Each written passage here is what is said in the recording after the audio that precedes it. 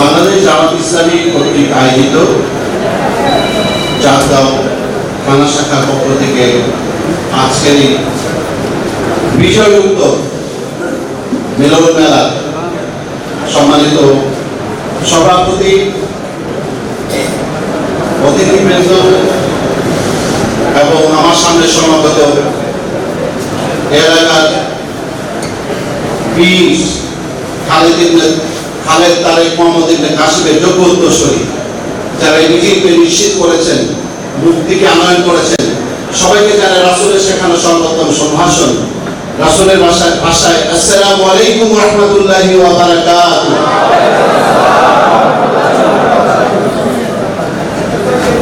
সহস্র সুজুদ এবং কৃতজ্ঞতা সেই মহান রব্বুল আলামিনের দরবারে, যিনি ঘোর কালো অমানিসা ভেদ করে আলোর সূর্যকে ত্বরান্বিত করেছেন। এই লালদিঘির প্রোগ্রামে আমিও হাজির ছিলাম, যেখানে আল্লামা দেলোয়ার হোসেন সাঈদী সেই স্বপ্নের কথা বলেছিলেন যে অন্ধকার যতই হবে ঘনীভূত, সকালের সূর্য ততই হবে ত্বরান্বিত। আমরা অনেকে বিশ্বাস হারিয়ে ফেলেছিলাম, এটা কি সম্ভব? আলহামদুলিল্লাহ, আলহামদুলিল্লাহ, মহাগ্রন্থ আল কোরআনের 114টি সূরার সর্বপ্রথম সূরা আল ফাতিহা সর্বপ্রথম শব্দ দিয়ে সেই মহান রবের প্রতি কৃতজ্ঞতা, যিনি সেই বিজয়কে সুনিশ্চিত করেছেন, আমরা কৃতজ্ঞতার সাথে তার দরবারে আদায় করব সেই শুকরিয়া। সবাই বলি আলহামদুলিল্লাহ।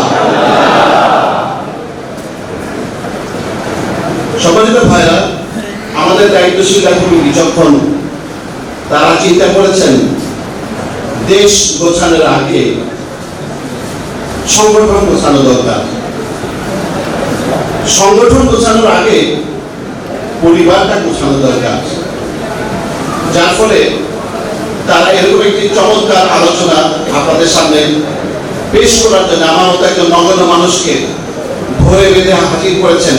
জানি না আমি আপনাদের পিপাসা নিবারণ করতে পারবো কিনা, চেষ্টা করব আপনাদের সামনে সন্তান লালন পালনে পিতামাতার দায়িত্ব সেই বিষয়ে কিছু কথা বলার জন্য।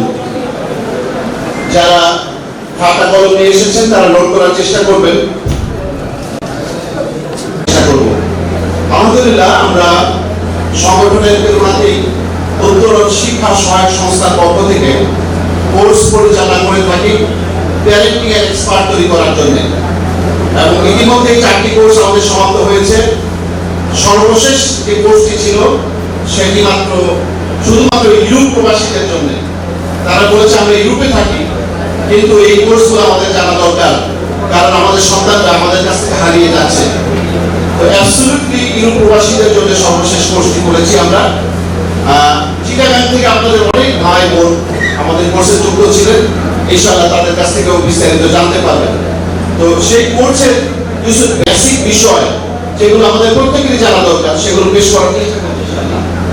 এখানে হয়তোবা যান্ত্রিক কারণে আমাদের প্রেজেন্টেশনে কিছু সমস্যা হতে পারে, কারণ প্রয়োজনীয় ইকুইপমেন্টগুলো এখানে নাই।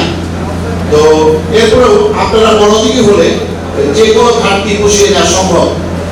প্রথমত আমি যে জিনিসটি বলতে চাই সেটি হলো এই পরিবারটি আসলে কোথা থেকে। আমরা জানি পৃথিবীর প্রথম পরিবার শুরু হয়েছিল জান্নাত থেকে। আল্লাহ রাব্বুল আলামিন আদম আলাইহিস সালামকে সৃষ্টি করলেন, এবং আপনারা জানেন আদম আলাইহিস সালাম যখন একা ছিলেন তিনি একাকিত্ব ফিল করলেন। এই সুশোভিত জান্নাত, এই নাজ নিয়ামত, খাবার দাবার সবই আছে, কিন্তু কি যেন নাই। এখন তিনি মুখে বলেন নাই, কিন্তু আল্লাহ আলিমুল গায়ব তিনি আদমের আকৃতি বুঝতে পারলেন। তখন তিনি তার পাঁজরের হাত থেকে তৈরি করলেন তার স্ত্রী সঙ্গী হাওয়া আলাইহিস সালাম। উভয়ই সুখে আনন্দে জান্নাতে বসবাস করতে থাকলো।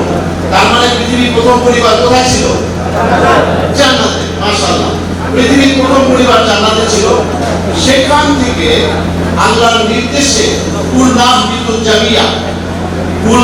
মিনহা জামিয়া, তোমরা একত্রে এখান থেকে অবতরণ করো, এই ঘোষণার মধ্যে ইবলিসও ছিল, আদম হাওয়া হয়েছিল। এটা কিন্তু ক্ষমা প্রাপ্তির পরে আমরা অনেক সময় বলে যাই এটা বোধহয় শাস্তি নয়, আল্লাহ নবী ক্ষমা করে দিয়েছেন, এরপরে তাদেরকে অবতরণ করার জন্য বলেছেন। এখন ইতিহাসে পাওয়া যায় এই আদম আলাইহিস সালাম নামলেন আমাদের প্রতিবেশী শ্রীলঙ্কা, সেই শ্রীলঙ্কার একটি বিখ্যাত পাহাড় আছে, সেই পাহাড়ের শীর্ষে যেটাকে বলা হয় অ্যাডামস পিক, সেখানে তিনি অবতরণ করলেন।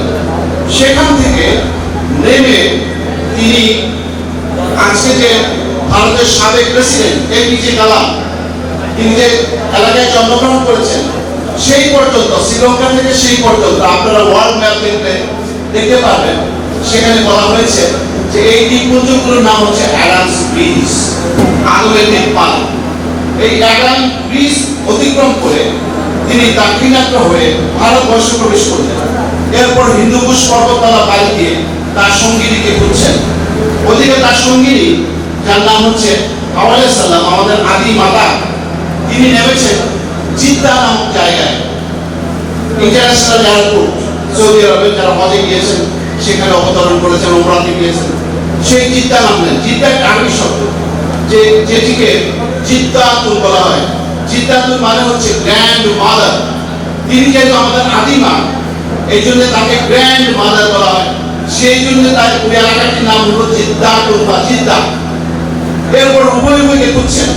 আদম আলাইহিস সালাম হিন্দুকুশ পর্বতমালা পাড়ি দিয়ে মধ্যপ্রাচ্যে আসলেন। আজকে সৌদি আরবে সর্বশেষ তাদের সাক্ষাৎ হলো আরাফা নামক জায়গায়। আরাফা এটা আরেকটি আরবি শব্দ, এটার অর্থ হচ্ছে মিলনস্থল, পরিচয়ের জায়গা।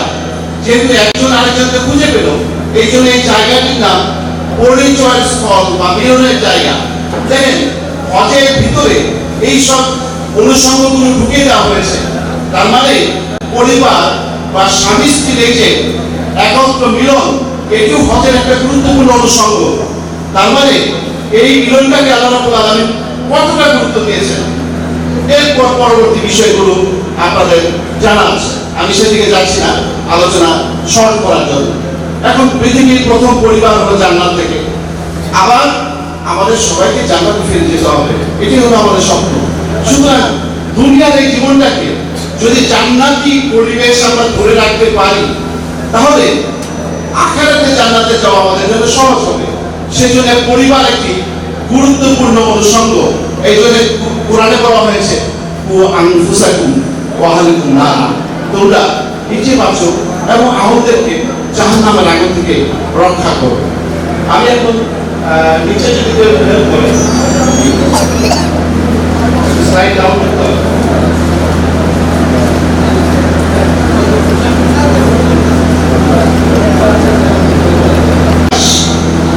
আমরা যখন বৈবাহিক জীবনে অংশগ্রহণ করি, হয়তো ওইখানে অধিকাংশ বিবাহিত, কেউ থাকতে পারেন এখন বিয়ে করেন নাই, প্রথম দিকে ডিম্বাণুকে লক্ষ্য করে, এর মাঝখানে একটা বা দুইটা বা তিনটা, অনেক সময় 4-5টা বাচ্চা হয়, 6টা বাচ্চা হয়, 7টা বাচ্চা হয়, সেটা খুবই এক্সেপশনাল।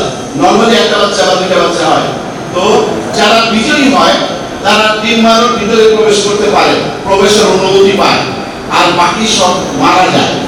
আজকে আমরা এখানে যারা জীবিত, আমাদের আব্বা আম্মা যখন তাদের ভালোবাসা আপ্লুত হয়েছিলেন, তখন যে শুক্রাণু মিছিল হয়েছিল, ম্যারাথন হয়েছিল, তার ভিতরে আপনি আমি সফল হয়েছি 5 কোটির ভিতরে, 5 কোটির ভিতরে সফল হয়েছি, যার ফলে আজকে এখানে আমরা জীবিত মানব সত্তা হিসেবে উপস্থিত, আর বাকিরা ফেল করেছে।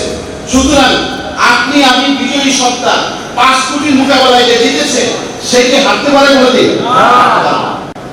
তো এই হচ্ছে সৃষ্টির ইতিহাস। এরপর সবকিছু দেখানো সম্ভব হচ্ছে।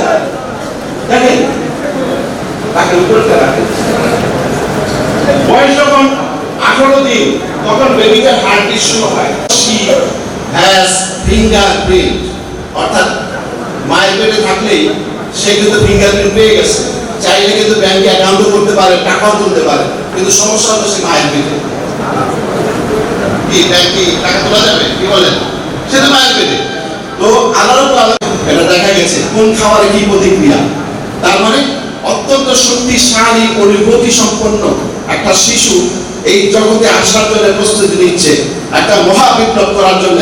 কারণ আল্লাহ তো তার ব্রেইনে বিল্ট ইন করে দিয়েছেন যে সে হচ্ছে স্কালার, মানে পৃথিবী না, এই আর্ট মানে পৃথিবী সহ এই মহাবিশ্বে যা কিছু বস্তুগত আছে এভরিথিং এই আর্ট কনসেপ্টের অন্তর্ভুক্ত। শাব্দিক অর্থে আর্ট মানে পৃথিবী, ঠিক আছে, কিন্তু পারিবেশিক অর্থে আর্ট মানে যা কিছু বস্তুগত আছে সব কিছুই আর্টের অন্তর্ভুক্ত। তার মানে গ্যালাক্সি বলেন, ইউরেনাস বলেন, নেপচুন বলেন, প্লুটো বলেন, এই মহাবিশ্বে যা কিছু আছে সব কিছুর উপরে আমি আপনি খলিফা, সেরকম পাওয়ার দিয়ে আল্লাহ তৈরি করেছেন। আর সেই পাওয়ার নিয়ে আমরা দুনিয়াতে আসছি। আলহামদুলিল্লাহ, এই হলো সংক্ষেপে সৃষ্টির কল্লা দিয়ে আল্লাহ আল্লামা বিল কালাম।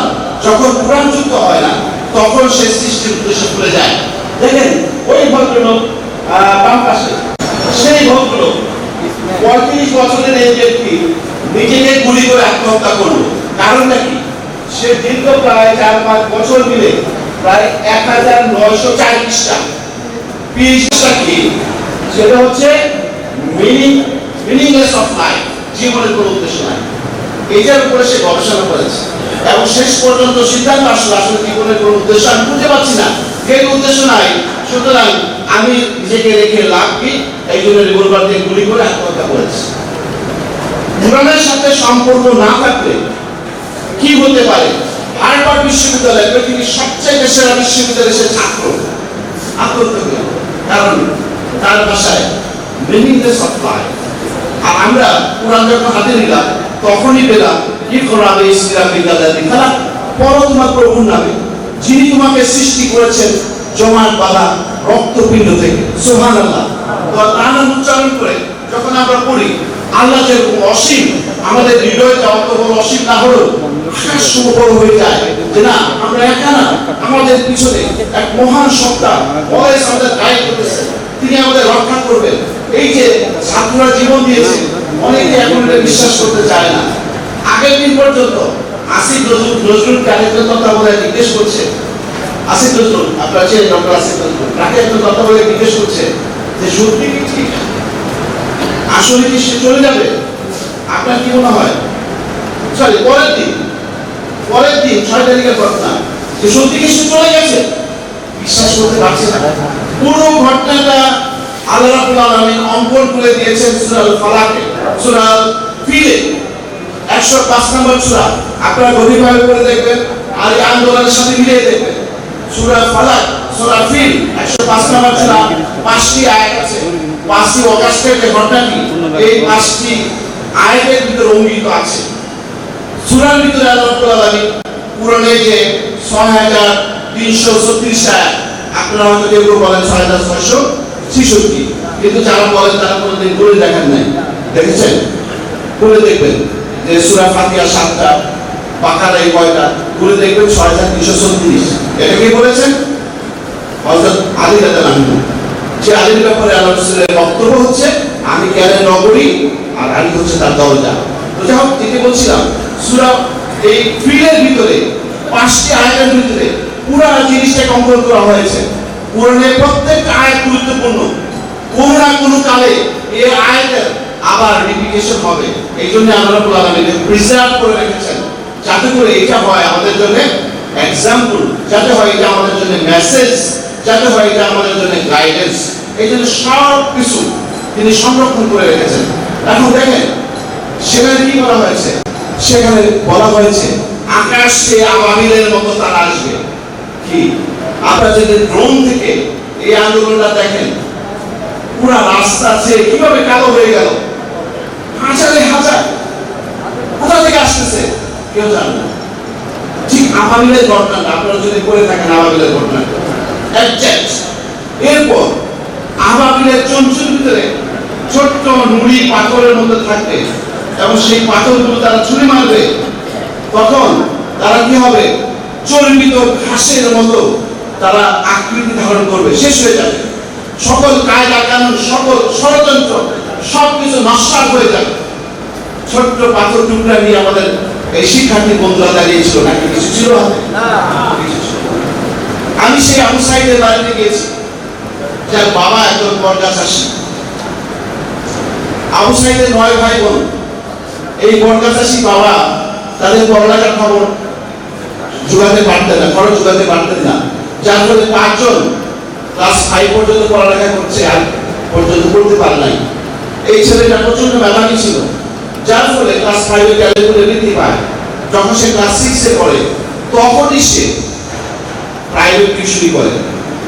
প্রাইভেট টিউশনি এবং ট্যালেন্টে স্কলারশিপের ভিত্তিতে টাকা, এই দুইটা টাকা দিয়ে সে নিজের পড়ালেখার খরচ চালিয়ে সংসারকে সাহায্য করত।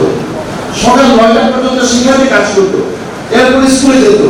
বিকাল বেলা এসে তার জীবনে কোনো খেলা নাই, তার খেলা হলো কাজের মাঠ, সে কাজ করত। এইভাবে ছোট্ট বেলাতেই সে সমাজের কোটারি সিস্টেমের যে দৃশ্য দেখেছে, যেটি তার জীবন থেকে খেলাধুলা, তার সুন্দর শৈশবকে কেড়ে নিয়েছে, যার ফলে সে এর প্রতি বিদ্রোহী ছিল। আপনারা লক্ষ্য করেছেন, গুলি আশরাফকে বলেন যে সে ভাবে নাই যে পুলিশ গুলি করতে পারে, আর প্রথম গুলি করার পরেই তো সে বুঝতে পেরেছে এটা আমাকে গুলি করা হচ্ছে। সে সরে যেতে পারত, কিন্তু সে সরে নাই, বুক চিতিয়ে দাঁড়িয়ে আছে। আরেকটা গুলি আসছে, তৃতীয় গুলি আসছে, এরপর সে আর স্থির থাকতে পারে নাই, পিছনে গিয়েছে, পড়ে গিয়েছে। এরপর তার সঙ্গীরা তাকে নিয়ে গেছে। এই আবু সাইদ আন্দোলন থেকে শিক্ষা পেয়েছিল। সে ছিল খালিদ তারেক মোহাম্মদ ইবনে কাসিমের সুযোগ্য উত্তরসূরি, যার ফলে সে জিহাদের ময়দান থেকে পিছপা হওয়ার চিন্তাও করে নাই। আর তার একটা জিনিসকে, যাদেরকে আমরা জেনজি বলি, তারা জাস্ট কপি করেছে। যাদেরকে আমরা একদিন বলতাম যে এরা হচ্ছে ফার্মের মুরগি, এদেরকে কিছু হবে না, দুনিয়ার ডান বাম কিছু বুঝে না, কিন্তু এরা জানে আবু সাইদকে কিভাবে কপি করতে হয়, পজিটিভ করতে। তারা জীবন বাজি রেখে, দেখেছেন আপনারা, বুক চিতিয়ে দাঁড়িয়ে গেছে। একটা পর্যায়ে গুলি করতে করতে পুলিশ স্বরাষ্ট্রমন্ত্রীকে বলছে, গুলি করে একটাই পড়ে, আর কেউ লড়ে না, আতঙ্কের ব্যাপার। এই খুনি পুলিশ কর্মকর্তা যখন বলে আতঙ্কের ব্যাপার, তখন আমরা বুঝতে পারি যে what is the meaning of Surah Fil. Surah ফিলের অর্থটা কি? কে দিল ওই সাহসের ভিতরে? অলমাইটি আল্লাহ। এই বিজয় কার দ্বারা সম্ভব হয়েছে? অলমাইটি আল্লাহ। সুতরাং আমরা এতটুকু আলোচনা করছিলাম মিনিংফুল লাইফ। সুতরাং আমাদের সন্তানদেরকে যখন তারা বড় হবে, হাঁটি হাঁটি পাপা, তাদেরকে জীবনের অর্থ শেখাতে হবে, তাদের হাতে কোরআন দিতে হবে, নবীর জীবন শেখাতে হবে, সংগঠনের সাথে ছাত্র সংগঠন, কৃষক সংগঠন, ফুটবল এদের সাথে যুক্ত করতে হবে, যার ফলে তারা ধীরে ধীরে একটা সুন্দর আবহাওয়ায় বড় হবে এবং পরবর্তী যে বিপ্লব আসন্ন, সেই বিপ্লবে ইসলামকে বিজয়ী করার জন্য গুরুত্বপূর্ণ ভূমিকা রাখতে পারবে ইনশাআল্লাহ। দেখেন, পৃথিবীর সবচেয়ে ধনী তারা, তাদের ছবি এখানে দেওয়া হয়েছে, বাট প্রত্যেকটা ফ্রেম কেন ভাঙা? কারণ যিনি প্রধান তার ছবি আছে, প্রত্যেকের সংসার ভেঙে গেছে। যারা ছোট্ট সাংসারিক জীবনে সফল না, তারা কিভাবে সেটা নেতৃত্ব দেবে? সুতরাং ইসলামই একমাত্র সলিউশন, যেটা বিশ্বের অতৃপ্ত যে ক্ষুধা, যে পিপাসা, সেটা নিবারণ করতে পারে। দুনিয়ার আর কোনো আদর্শ পারে না, আর পারতে পারে না। তাদের কোনো সন্তান নাই।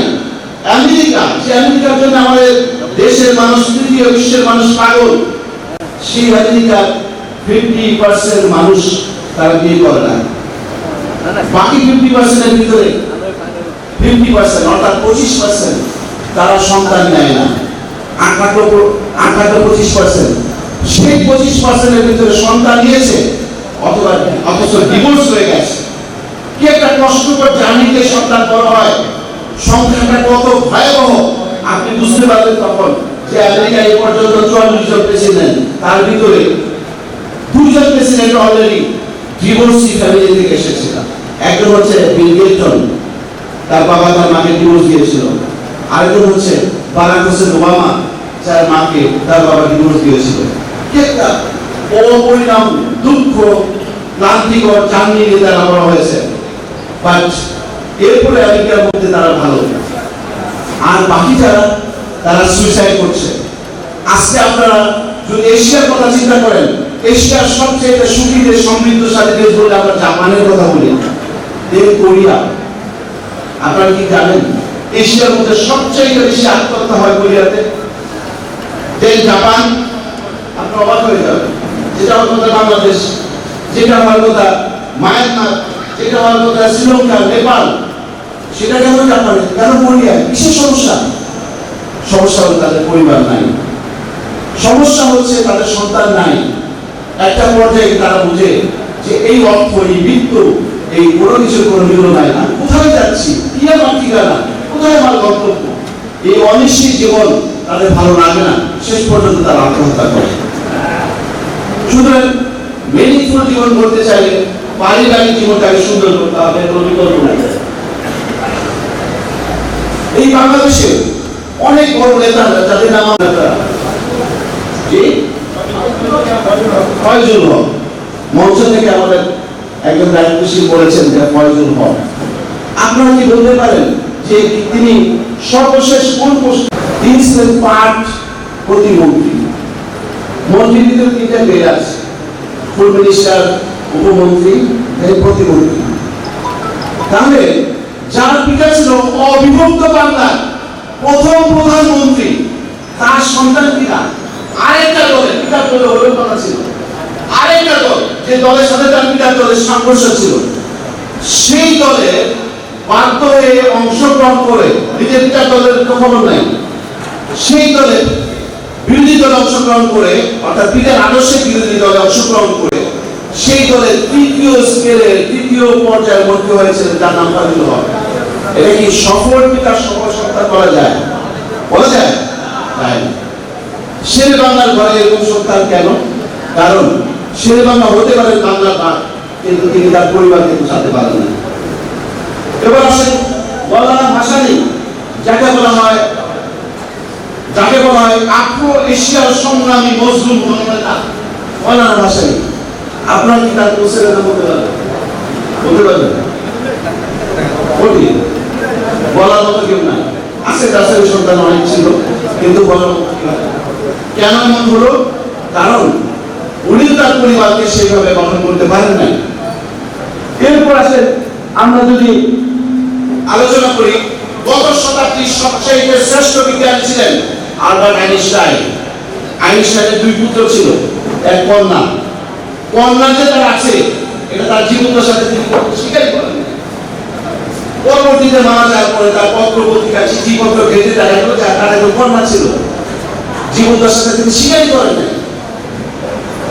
তার দুজন পুত্র ছিল, তিনি এবং তার এক পুত্র একই শহরে বসবাস করতেন আমেরিকায়, বাট বছরের পর বছর উভয়ের মধ্যে সাক্ষাৎ হতো না। কি বুঝলেন? সফল পিতা বলা যায়?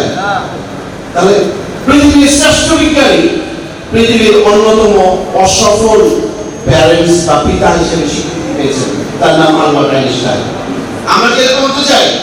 হতে চাই না। আমাদের মডেলকে নবী মুহাম্মদ রাসূলুল্লাহ যার 7 জন সন্তান ছিল, ইতিহাসের পাতায় যাদের নাম স্বর্ণাক্ষরে লেখা রয়েছে। ইতিহাসের পাতায় তাদের 8 জন নাতি ছিল। এই 7 জন সন্তানের ঘর থেকে 8টা নাতি পেয়েছিলেন আল্লাহ রাসূল সাল্লাল্লাহু আলাইহি ওয়াসাল্লাম, যাদের নাম ইতিহাসে স্বর্ণাক্ষরে লেখা রয়েছে।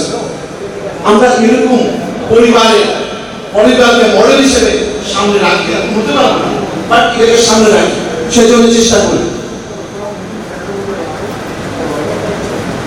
চিনতে পারছেন ওই ভদ্রলোককে? বাংলাদেশে আর্মি সেদিন আসছিলেন, তখন বাংলাদেশের ডিপটি স্পিকার, উনি সাবেক ডিপটি স্পিকার আর কি, পাবনার কি নাম? টুকু, পুরো নাম আমি জানি না, টুকু নাম।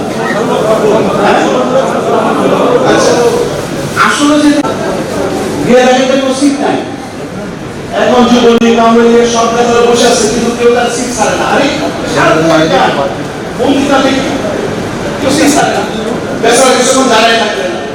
এখন দাঁড়ায় গেলে তার গান শোনা যায় না, শেষে নেতা দিয়ে বেতের মধ্যে বসে পড়লেন। তিনি তখন প্রতিমন্ত্রী, একজন মন্ত্রী শাহরুখ খানের গান শোনার জন্য নেতা দিয়ে বেতের মধ্যে বসে পড়ছেন, তাহলে কিরকম মন্ত্রী সেটা? সেই শাহরুখ খান তার সন্তান যখন গ্রেপ্তার হলো, যদিও মামলাটা পরে মিথ্যা প্রমাণিত হয়েছে, তখন সন্তান পত্রিকায় সাক্ষাৎকার দিয়েছিল যে আমার এই পিতা এমন পিতা যে তার সাথে সাক্ষাৎ করার জন্য তাকে পিএস আছে না, এটা একজন সুপারস্টার, তার পিএস আছে, যে পিএস এর সাথে টেলিফোনে কথা বলে তার বিষয়ে দিতে হয়। ঠিক আছে, তোমার সাক্ষাৎকার আগামী মঙ্গলবার বিকেল 3টায়। বুঝতে পারছেন? এই হলো শাহরুখ খান এবং তার পিতার সম্পর্ক, তার পিতার সম্পর্ক। তো যার ফলে সন্তান তো বললাই যাবে, এটি স্বাভাবিক, তিনি হতে পারেন যার নামে আমেরিকা কি একটা কোর্স করানো হয় শাহরুখ খান, বাট তিনি একজন ব্যর্থ পিতা প্রমাণিত হয়েছেন। তো সফল পিতা হিসেবে আমি আগে বলেছি নবী মুহাম্মদ রাসূলুল্লাহ সাল্লাল্লাহু আলাইহি ওয়াসাল্লাম, তিনি কেমন ছিলেন? তিনি বলেছেন what we love must be developed to what Allah loves। অর্থাৎ এটা বেলাল ফিল্মের একটা কথা, বেলাল ফিল্মের কথা আল্লাহ রাসূলের জীবন থেকে ঠিক অনুরূপভাবে আল্লাহ রাসূলের জীবনে আমরা দেখতে পাই তিনি তার স্ত্রীদেরকে কেমন ভালোবাসতেন। যদি খাদিজার কথা চিন্তা করেন, আয়েশা রাদিয়াল্লাহু আনহা বলেছেন যে আল্লাহ রাসূল খাদিজার কথা এমনভাবে আলোচনা করতেন, অথবা তার প্রসঙ্গ আসছে এমনভাবে লোকজন বসতেন, আমি ঈর্ষান্বিত হয়ে যেতাম। তাই খাদিজাকে আল্লাহ রাসূল কত ভালোবাসেন, অথচ খাদিজা ছিলেন তার থেকে কত বছরের বড়? 15 বছরের বড়। আমরা সুরভিত করতে পারি, আমরা যদি আলোকিত করতে পারি, জান্নাতের গার্ডেনে আমরা থাকতে পারবো ইনশাআল্লাহ। কারণ হাদিসের মধ্যে বলা হয়েছে, তো এখানে যদি সার্টিফিকেট দেওয়ার সিস্টেম হয়, অলরেডি আল্লাহ রাসূল বলেছেন, তাহলে আমাদের উপায়টা কি? এখন আমরা হাজবেন্ড হিসেবে অনেক সময় কি করি, যেহেতু এখানে বোনেরা নাই, ভাবিরা নাই, এই জন্য আমি অল্প করে বলছি, সেটা হলো যে উনি সবসময় আমাদের কাছে অনুগত থাকে। আমরা যখন বাইরে থেকে পরিশ্রান্ত হয়ে যাই, সেটা হোক অফিস থেকে, সংগঠনের কাছ থেকে, যেন একটু এগিয়ে এসে ফ্যানটা ছেড়ে দিল, চেয়ারে বসতে দিল, একটা গামছা লাগাই দিল, অথবা চা দিল কিনা, অথবা ঠান্ডা কিছু খাবার কিনা জিজ্ঞেস করবো, কিন্তু সেটা চাইতে সারাদিন কি কাজ করেছে সেই কোষটাকে আমার অনেক বিচার ছিল, আমি দেখাতে পারতাম যে অফিস থেকে ভদ্রলোক এসে কোনো মতে ফ্রেশ হয়ে রিমোট দিয়ে টিভির সামনে বসে গেলেন নাটক দেখার জন্য। আরো যেরকম মহিলা, অর্থাৎ আমাদের ভাবি যান, তিনি ছোট্ট একটা বাচ্চা করে নিয়ে কখনো রান্না বান্নায় ব্যস্ত, সারাদিনের কাজ শেষ হয় নাই, দুপুরে খাবার খেয়েছেন কিনা সন্দেহ। তাহলে কি এটা কি সত্যিকার ভালোবাসার সম্পর্ক হলো? কি বলেন, হলো কিনা? হলো না। আল্লাহ রাসূলের ঘরে কিন্তু মাঝে মাঝে দুঃখ অভিমান হতো। যেমন ধরেন একদিন আয়েশা রাদিয়াল্লাহু আনহার ঘরে গিয়েছেন আল্লাহ রাসূল, পাশের ঘর থেকে ছোট ছোট ঘর, ছোট্ট ছোট্ট ঘর, আপনারা যারা গিয়েছেন তারা জানেন কতটুকু ঘর, একটা চৌকির চাইতে কিছুটা বড়। এই এক একটা ঘরের রাস্তাতে থাকতেন, পাশের ঘর থেকে খাবার এসেছে।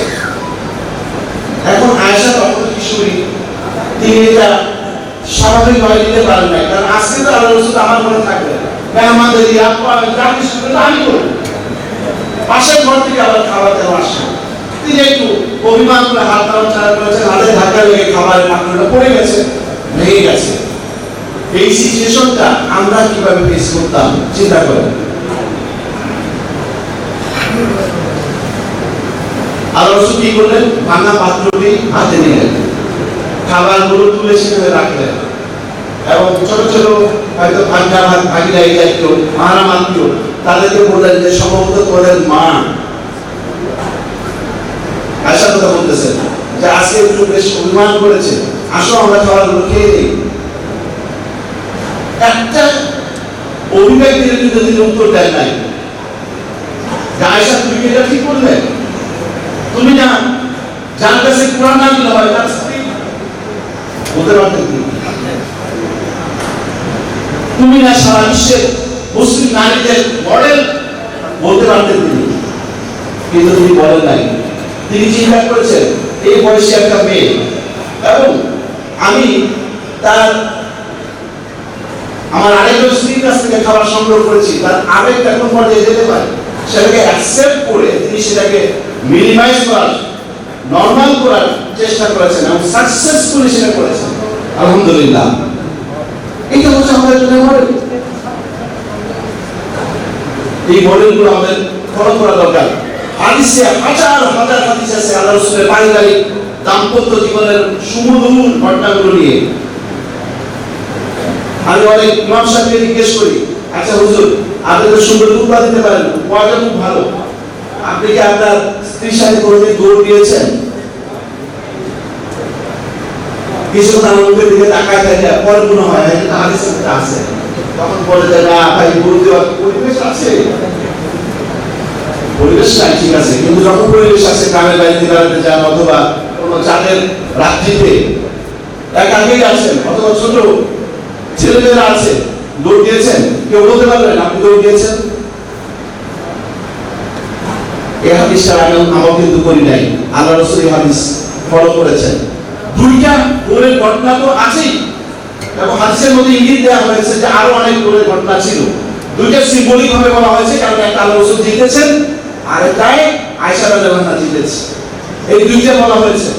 আর মাঝখানে আরো ঘটনা ছিল। এরকম কোন স্বামী আছে স্ত্রী যেখানে গ্লাসে মুখ লাগিয়ে পানি খায়, ঠিক সেই জায়গায় মুখ লাগিয়ে সেও পানি খায়? কয়জন আছে? আপনার বলবেন যে এটা তো শ্রী ফরহাদের গল্প হয়ে গেল। আরে কিসের শ্রী ফরহাদ? ওই সমস্ত কাব্য কাহিনী রাখেন, গল্প লোকের ঘটনা। আল্লাহ রাসূলের জীবন তার চেয়ে বেশি রোমান্টিক ছিল, বলেন সুবহানাল্লাহ। আমরা আমাদের পরিবারকে যদি জান্নাত বানাতে চাই, তাহলে এই পরিবেশটা নিয়ে আসতে হবে। কোন কারণে সকালবেলায় রান্না করছে স্ত্রী, সে রাগান্বিত হতেই পারে। এটা কি ওই বাসন কোসন যখন ধুইতেছে অথবা চায়ের ভিতরে চিনি দিয়ে যখন চামচ দিয়ে নাড়তেছে, কত জোরে নাড়তেছে, কেমন করে টুনটা আওয়াজ হয়, এটা শুনে কিন্তু বোঝা যায় আজকের দিনটা কেমন যাবে। টুনটানের সাউন্ড কি বেশি জোরে হচ্ছে নাকি মাঝারি নাকি কম, এটা শুনে কিন্তু বোঝা যাবে দিনটা কেমন যাবে। সুতরাং চায়ের মধ্যে চিনি হয় নাই, আপনি চাইলে চা ফেলে দিতে পারেন, আপনি চাইলে রাগ করে দিতে পারেন। রাবিশ এই চা মানুষ খায়, অফিসে যাওয়া নাই, একটু চা খেয়ে একটা আমুদের মুখে অফিসে যাবো, সেই ভাইকে আমার জুটলো না, এটা বলতে পারেন। সারাদিন তাকে কষ্টের মধ্যে রাখতে পারেন, আপনার এই কর্কশ এই কঠিন বক্তব্য দিয়ে সারাদিন তাকে কষ্টের মধ্যে রাখতে পারেন। কিন্তু এটাও তো আপনি বলতে পারেন, স্ত্রীটা আমাকে জিজ্ঞেস করলো যে চিনি কম হয়েছে, আপনি বলেন যে চিনি কম হয় নাই, তুমি আর একটু চুমুক দিয়ে দিলে বাকি মিষ্টি হয়ে যাবে। অর্থাৎ স্ত্রী যদি চায়ের মধ্যে একটু চুমুক দেয় আর আপনি যদি সেখানে ঠোঁট লাগিয়ে চা খান, তাহলে মিষ্টি হয়ে যাবে। কি স্ত্রী হাসবে না কাঁদবে? হাসবে না কাঁদবে? প্রথম জিনিসটা হচ্ছে হাজবেন্ড ওয়াইফ রিলেশন, ফ্যামিলি ঠিক করার জন্য, কারণ দে আর দ্য রোল মডেল। বাচ্চারা কিন্তু তাদের ফলো করে। বাচ্চারা যখন সিনেমা দেখে বা আমরা যখন সিনেমা দেখি বা নাটক দেখি, আমরা তো সিনেমা দেখি না, নাটকও দেখি না, বাট যারা দেখে তারা কি করে, নায়ক নায়িকা ফলো করে, তাদের অ্যাক্টিভিটিস, তাদের কথোপকথন দেখে তো অনেকে মুখস্থ বলে দেয়। বাড়ির ভিতরে নায়ক নায়িকাকে আপা হাজবেন্ড ওয়াইফ, এবং সারাদিন বাচ্চারা এটাকে কপি করে। সকালবেলায় ছোট্ট মেয়েটা যে ক্লাস 1 এ পড়ে অথবা 10 গ্রুপে, তারা জিজ্ঞেস করে যে মা, খুব সুন্দর সম্পর্ক, চকলেট দিয়ে সুন্দর সম্পর্ক করে জিজ্ঞেস করে যে মা, আজকে সারাদিনে তোমার কোন কথাটা ভালো লেগেছে আর কোন কথাটা খারাপ লেগেছে। দেখবে যে সে খারাপের তালিকায় করবে যে তুমি কি অফিসে যাওয়ার সময় আম্মুকে যে একটু রাগ করে গেলা, এটা আমার কাছে খুব খারাপ লাগছে।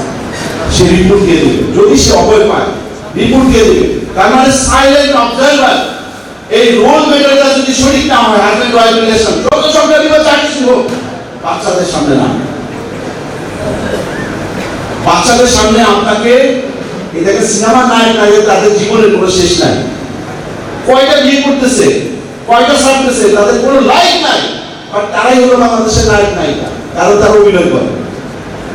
আপনারা দুঃখগ্রস্ত যাদের থাকুক, ওদের সামনে আপনাকে অভিনয় করতে হবে, দিন শেষে রাতের বেলায় সেগুলো আলোচনা করেন যে আমার ভুল হতে পারে, আমি মানুষ, নাকি আমার ভুল হবে না? কি বলেন, আপনার ভুল হবে না? হতে পারে, যেটা আমরা এই সার্ভিস সিস্টেম করি।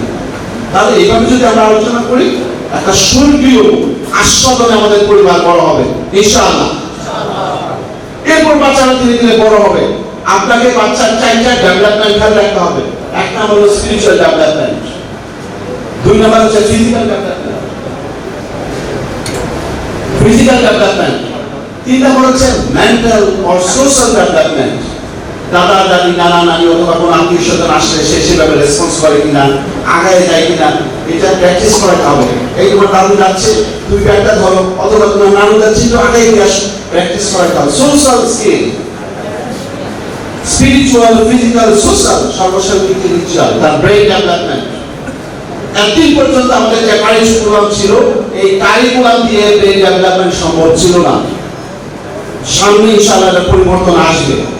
সেই পরিবর্তন কাজে লাগিয়ে পাশাপাশি প্রতিটা বাসাকে বিশ্ববিদ্যালয়ে পরিণত করতে হবে। প্রতিটি বাসাকে হাজব্যান্ড ওয়াইফ হচ্ছে চ্যান্সেলর আর ভাইস চ্যান্সেলর। তাহলে দেখবেন যে এই ঘর থেকে যে সন্তান তৈরি হবে, তারা সারা পৃথিবীকে নেতৃত্ব দেবে ইনশাআল্লাহ। আমাদের সন্তানরা একদিন সারা পৃথিবীকে নেতৃত্ব দেবে। সেই প্রত্যাশায়, সেই স্বপ্নের জাল করে আমরা আমাদের পরিবারকে পরিচালনা করতে চাই। আমাদের পরিবার হচ্ছে সবচাইতে শক্তিশালী সংগঠন, সবচাইতে আকর্ষণীয় সংগঠন, সবচাইতে গুরুত্বপূর্ণ সংগঠন। এই সংগঠনে যিনি সফল হতে পারবেন, তিনি বাংলাদেশের যে কোনো সংগঠনে সফল হতে পারবেন। আল্লাহ আমাদের সবাইকে তৌফিক দিন এই প্রত্যাশা ব্যক্ত করে, এবং আগামী দিনে যে আলফা জেনারেশন, আলফা যে বিপ্লব করতে চাচ্ছে, ইসলামী বিপ্লব, যে বিপ্লবের কথা রাসূল ইরশাদ করেছেন, জিহাদুল হিন্দ, সেই বিপ্লব যেন আমরা চোখে দেখে যেতে পারি, সেই প্রত্যাশায় দীপ্ত উচ্চারণ করে সবাইকে ধন্যবাদ দিয়ে শেষ করছি। আসসালামু আলাইকুম ওয়া রাহমাতুল্লাহি ওয়া বারাকাতুহু।